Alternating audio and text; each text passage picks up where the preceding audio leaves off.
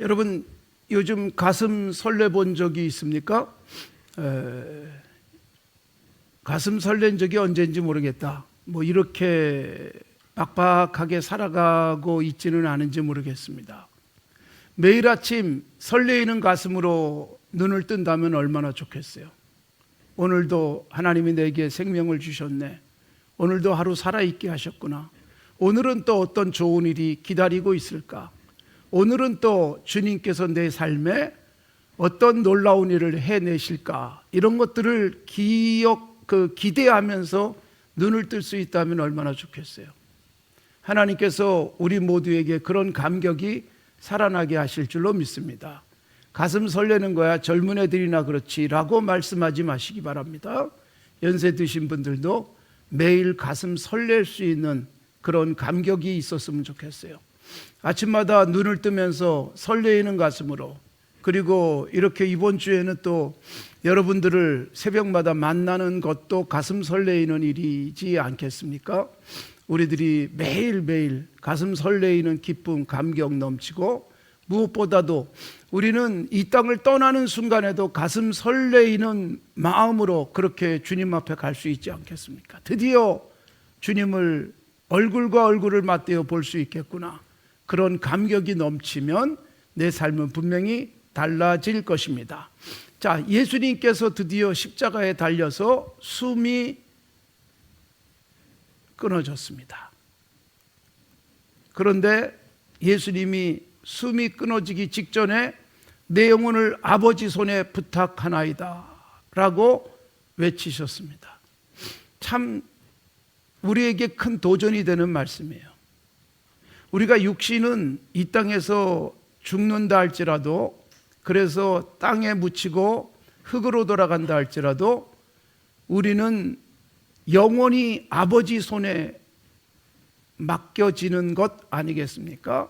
그리고 주님께서 재림하시는 날 육체도 완벽한 몸으로 부활하게 될 것을 우리는 기대하고 믿고 살아가고 있습니다.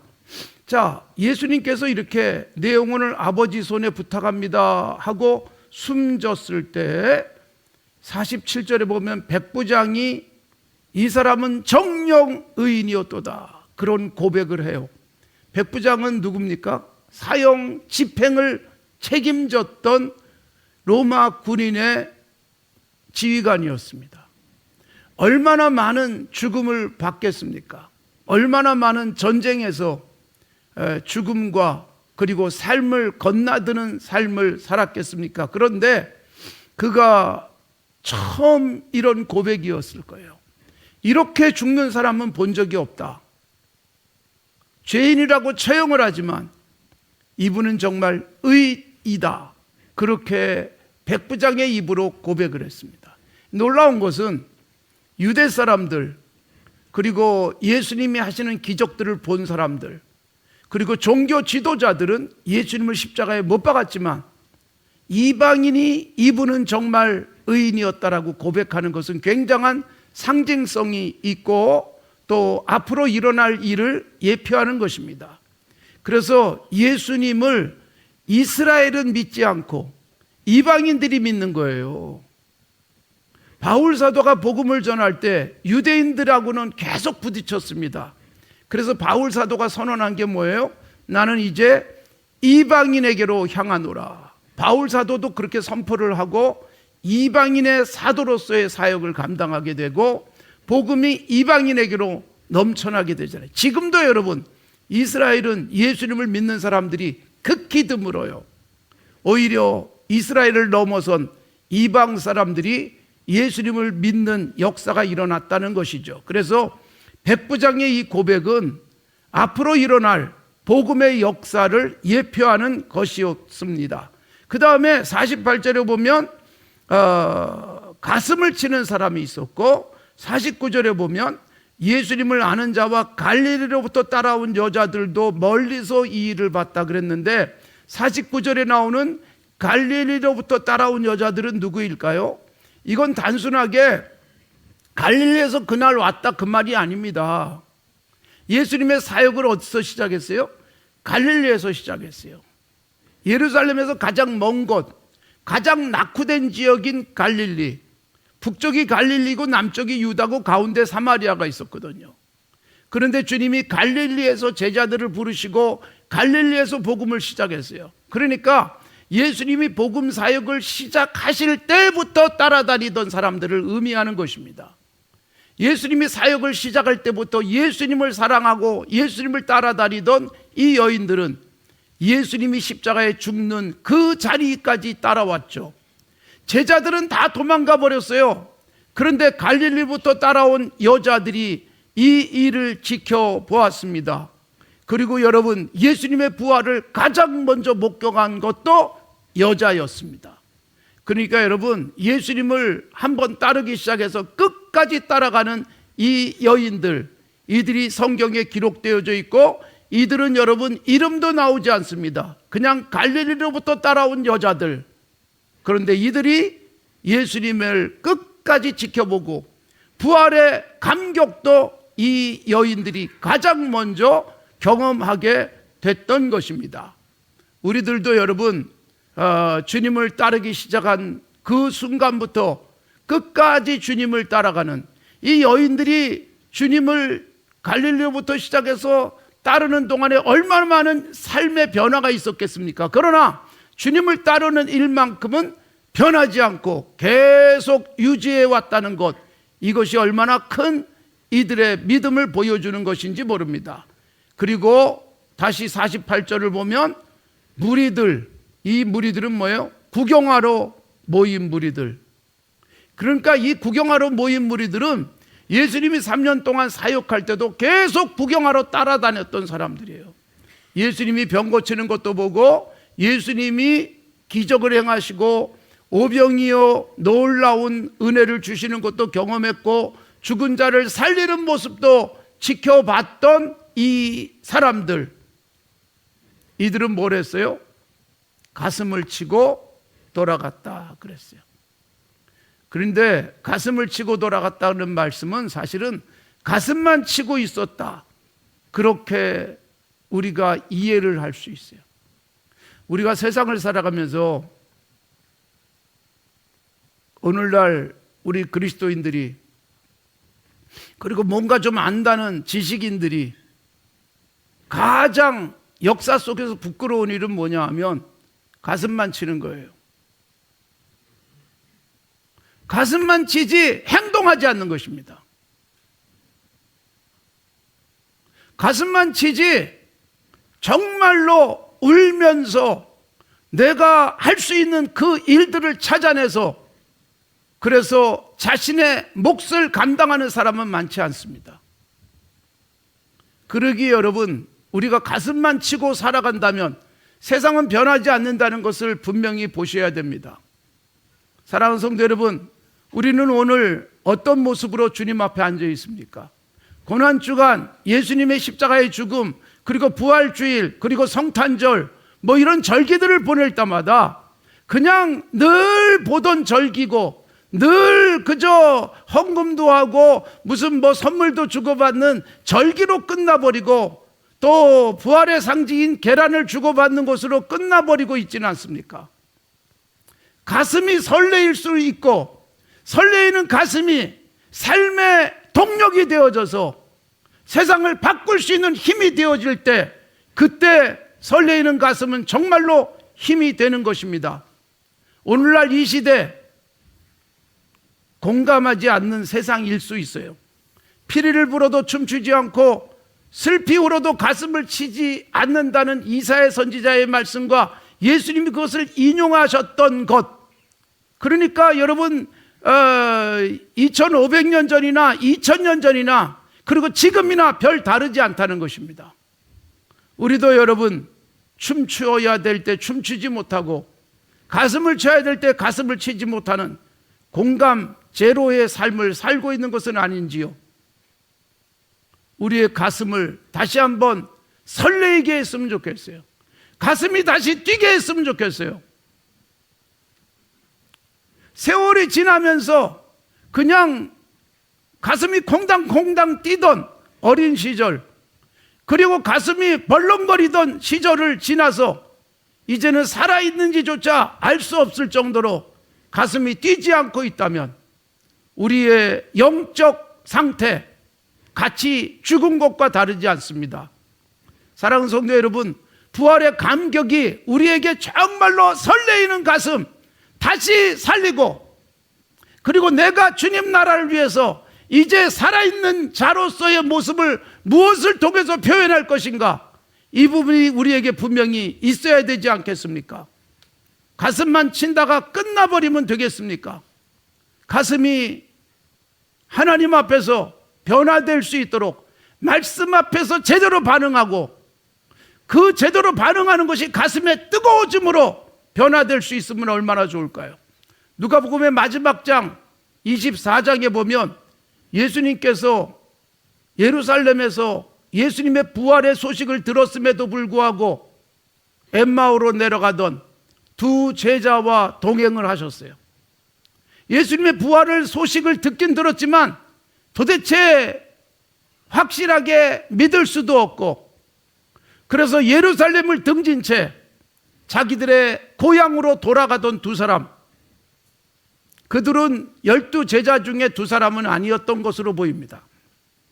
더 많은 제자 군 속에 있었던 두 사람, 그런데 예수님이 엠마오로 내려가던 두 사람에게 동행하셨어요. 그리고 묻습니다. 길을 가면서 무슨 얘기를 그렇게 주고받냐고. 그랬더니 그들이 당신은 예루살렘에 살면서 그 소식도 못 들었냐? 예수님에 대한 이야기였던 것입니다. 그래도 참 다행스러운 것은 두 사람이 엠마오로 내려가면서 예수님 이야기를 하고 내려갔어요.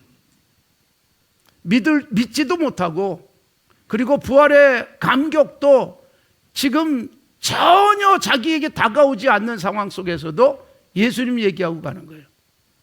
여러분, 우리가 일상 속에서 예수님 얘기 좀 하면 살면 좋겠어요. 네. 누군가가 저기서 내 얘기하고 있다 싶으면 귀를 기울이지 않습니까?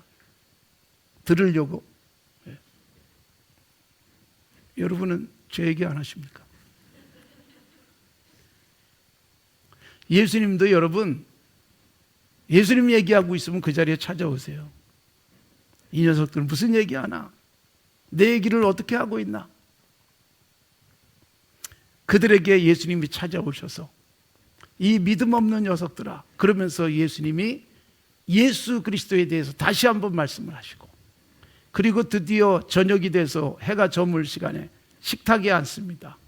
예수님이 떡을 떼주세요. 빵을 떼주세요. 그 순간 그들의 눈이 확 열렸습니다. 그리고 그 순간 예수님은 없어졌어요. 그때 그들이 한 말이 뭐예요? 그분이 하나님의 말씀을 풀어주실 때 우리의 가슴이 뜨거워지지 않았느냐?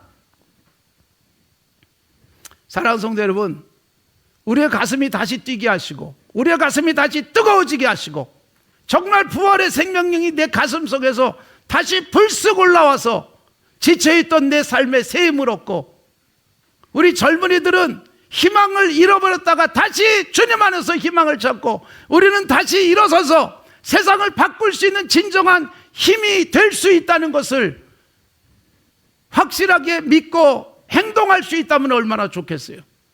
예수 믿는 우리들, 오늘날의 교회가 점점 가슴 뛰지 않습니다. 소멸사회라고 불리는 이 시대에 교회가 소멸사회 중에서도 가장 일찍 소멸될지도 모른다는 위기감을 갖고 있는 이 시대에 우리의 가슴이 다시 뛰지 않고, 우리의 가슴 속에서 끊임없이 뜨거운 열정이 뿜어져 나오지 않는다면 그냥 소멸되고 말 거예요. 여러분, 우리는 죽어도 소멸되는 자들이 아니잖아요. 우린 죽어도 살겠고, 살아서 믿으면 영원히 죽지 아니할 것이다, 주님이 말씀하셨어요. 그래서 우리는 살아서 믿고 있기에 우리는 죽지 않습니다. 우리가 죽는 순간이란 뭐예요? 영원한 삶의 시작일 뿐이에요. 그런데 우리의 가슴에 심장이 뛰면서, 심장이 펌프질을 하면서 온몸으로 피를 흘려보내듯 내 가슴 속에서 예수 그리스도의 심장이 살아있고, 예수 그리스도의 심장이 함께 뛰면서 내가 이 세상을 향해서 생명력을 불어넣을 수 있는 삶이 되어야 되지 않겠습니까? 예수 그리스도의 죽음, 예수 그리스도의 십자가에서의 희생은 수많은 사람들에게 예수 그리스도의 피를 수혈해 준 거예요. 죽음의 피를 뽑아내버리고 생명의 피로 갈아 넣어준 역사적인 사건입니다. 단순하게 2000년 전에 어떤 이야기가 아닙니다. 그것은 오늘도 살아있는 예수 그리스도의 생명력이 우리 안에서 꿈틀대게 하는 진정한 힘인 것입니다. 사랑하는 성도 여러분, 내 안에서 여전히 심장이 뛰고 있다면, 그리고 그 심장이 뛰는 것으로 끝나지 않고 심장이 뛰기에, 심장이 뜨거워지기에 가만히 있을 수 없어서 나의 삶의 현장에서 예수 그리스도를 믿는 자다운 생동감 넘치는 모습을 드러낼 수 있고, 예수님이 분명히 살아계시기에 옆에 있는 사람들을 향해서 격려하고 위로하고 우리 다음 세대를 향해서 예수 안에서 모든 것이 새롭게 시작될 수 있다는 희망을 불어넣는 그런 역사를 우리가 감당해야 되지 않겠습니까? 사실 여러분, 성탄절 그러면 요즘은 또 그 분위기도 많이 죽었지만, 성탄절 그러면 사람들은 얼굴이 환하고 기쁘고 즐겁고 선물 주고받고 그러는데, 부활주일은 성탄절만큼의 분위기도 되지 않잖아요. 사실은 기독교에서 가장 감격과 기쁨의 절기는 부활주일이에요. 예수님이 이 땅에 오신 것을 기념하는 게 성탄절이라면, 부활절은 뭐예요? 이 땅에 오셔서 아버지께서 하라고 하신 일을 다 완성하시고 부활하셔서 우리에게 영원한 생명력을 갖게 하신 최고의 절기가 부활주일이라고요. 그래서 우리는 그런 설레이는 마음이, 그리고 우리 얼굴에 그 감격과 기쁨이 넘쳐날 수 있어야 되는 것입니다. 사랑하는 성도 여러분, 우리 안에서 가슴이 뜨거워지는 복이 있기를 바랍니다. 우리의 생각이 달라지고, 그리고 우리의 손과 발까지 주님이 기뻐하시는 대로 움직일 수 있다면, 우리의 뜨거운 가슴으로 이 세상을 변화시키는 역사를 감당해야 되지 않겠습니까? 그리스도인은 예배하기 위해서 모이고 기도하기 위해서 모이지만, 기도 끝나고 예배 끝나면 그 벅찬 가슴을 가지고 삶의 현장에 가는 거예요.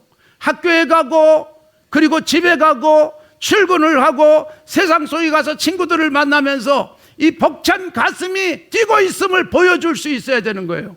세상 사람들이 나를 보면서 넌 도대체 뭐가 그렇게 즐겁냐? 넌 그렇게 뭐가 기쁘냐? 넌 아직도 가슴이 뛰니? 라고 묻는 그 질문을 받을 수 있어야 돼요. 목사님은 아직도 가슴이 뛰세요? 목사님은 아직도 설레이세요?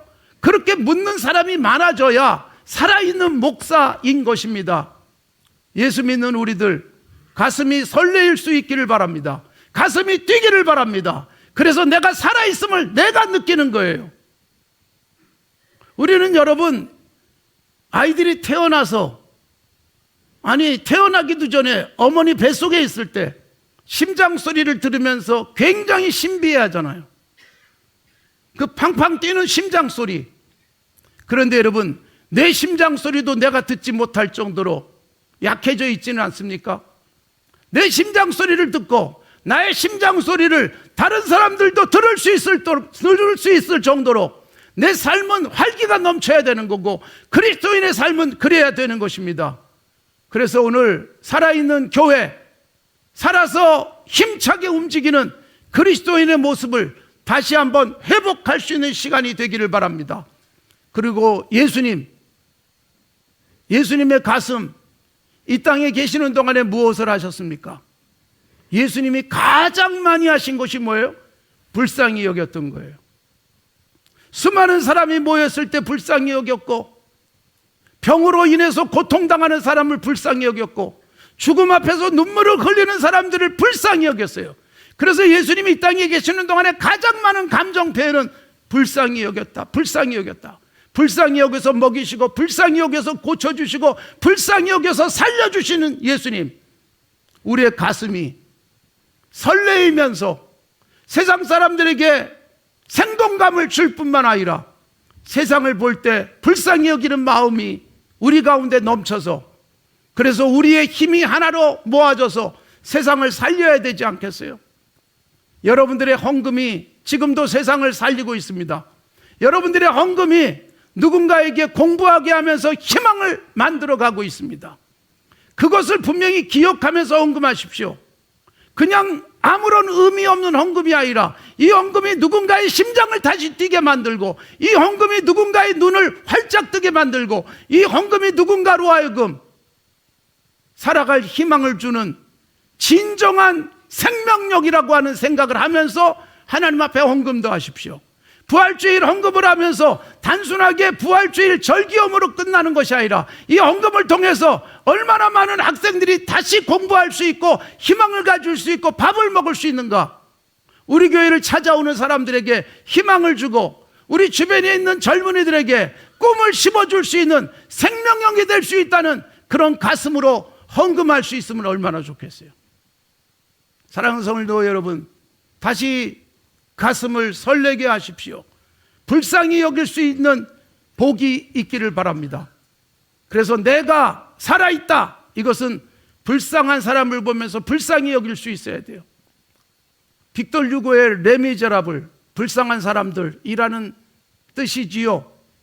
거기 등장하는 장발잔, 19년 동안 빵 하나 훔쳐먹고 탈옥을 시도하다가 감옥에서 살다 나온 그를 아무도 받아주지 않습니다.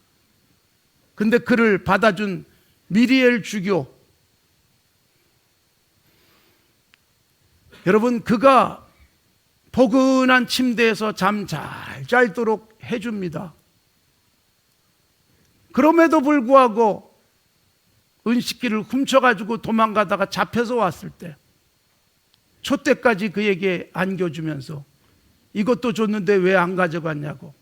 그 순간 장발자는 변하는 거예요. 그 사람을 끝까지 쫓던 자베르라는 경감이 있습니다. 그러니까 한 사람을 놓고 누군가는 긍휼히 여기고 생명을 불어넣고 누군가는 그의 발을 잘라버리려고 쫓아다니는 사람이 있었던 거죠. 사랑하는 성도 여러분, 이 시대에 희망을 불어넣는 것은 그런 긍휼히 여기는 마음, 사랑입니다. 예수 그리스도의 사랑이 십자가에서 우리에게 보여줬고 그 사랑의 승리가 부활을 통해서 보여줬다면 우리 안에 다시 사랑이 꿈틀거리게 만드시고, 그리고 그 사랑이 가슴 설레게 하기에 누군가의 심장 박동을 다시 활발하게 뛰게 만드는 우리들이 되어야 되지 않겠습니까? 그리고 우리들이 하나님 앞에서 매일 가슴을 치면서 오늘도 또 내가 못했던 부분, 내가 오늘도 실수한 부분을 회개하는 가슴을 갖고 살아가면서 내일은 또 어떻게 하나님이 나를 사용하실지 기대하는 설레이는 가슴이 되어지기를 바랍니다. 우리의 냉랭한 가슴 뜨겁게 부활하기를 바랍니다. 우리의 차가운 가슴에 다시 불을 지피기를 바랍니다. 예수 그리스도의 생명력이 오늘 나를 살릴 것입니다.